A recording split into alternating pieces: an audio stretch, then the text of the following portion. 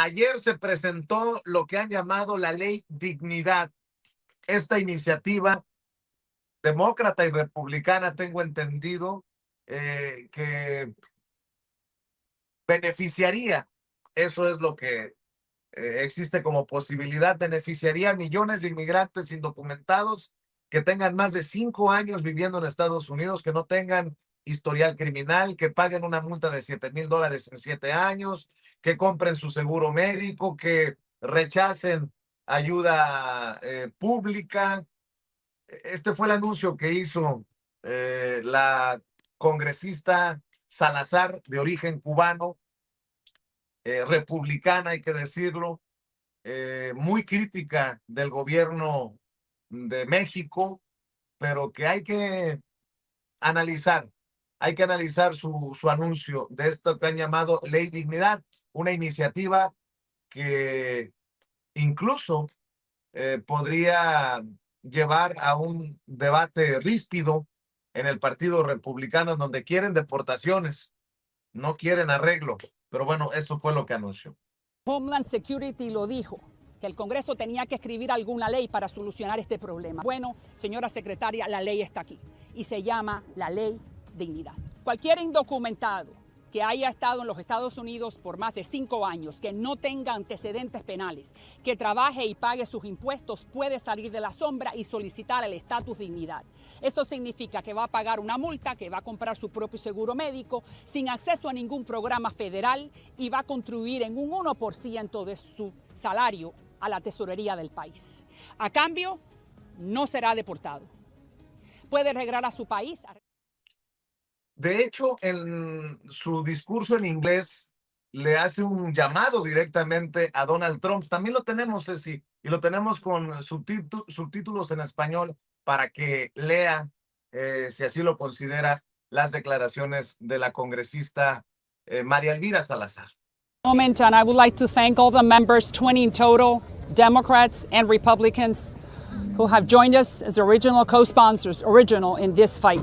It takes a lot of courage to step up and say that you want to be part of the solution, especially on the issue of immigration, one of the toughest in the country. So I would like to express my deepest gratitude to you all, specifically to Veronica Escobar, who is my co-sponsor in this bill.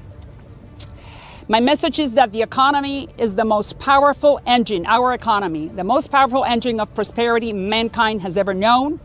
We just signed the big, beautiful bill ushering in a new, modern era for American greatness. But there is one shadow still looming over the economy: our immigration system. That's why we're here today to introduce the Dignity Law. Dignity is not amnesty. Dignity does not grant path to citizenship to anybody. Dignity is the Solomonic way to fix a 40-year problem. Last week, we in Congress, through the BBB, we allocated $150 billion to secure the southern border.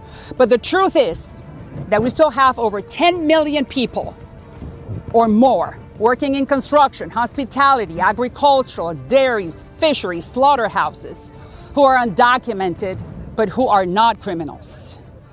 Human beings invisible to the average American, but without them, we will not have food by this Friday. Yes, they broke the law, but someone gave them a job because they needed those workers who are still needed today. The Secretary of Homeland Security said it herself, she said it herself clearly. Congress needs to write legislation to fix this mess. Well, here is the legislation, madam. No more need to choose between amnesty or deportation. Dignity Bill is the answer. And here's how it works. If you are undocumented and you have been in the country for more than 5 years, you do not have a criminal record, you're working and paying taxes, you can come out of the shadows with no fear and apply for the dignity status.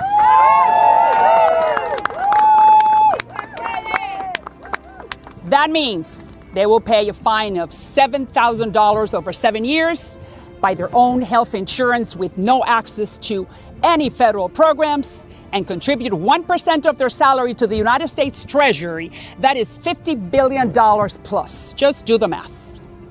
In return, they will never be deported. They will be able to go home for Christmas or to go bury their mother and come back to the United States to continue working and paying taxes. It gives them a dignified life in the promised land, period.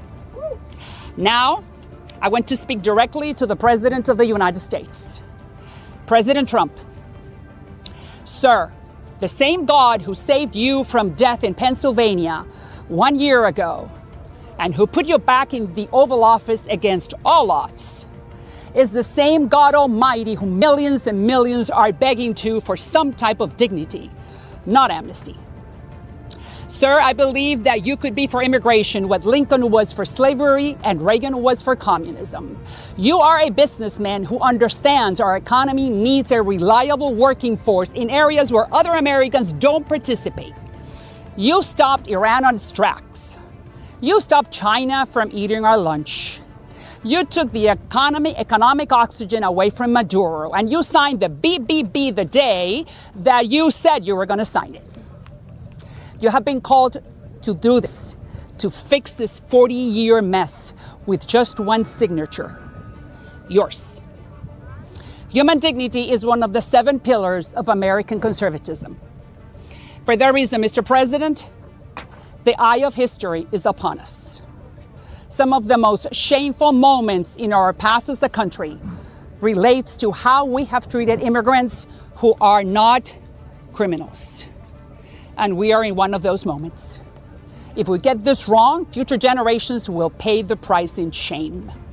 But if we get it right, the United States will continue to lead in liberty, and you will have been the commander-in-chief.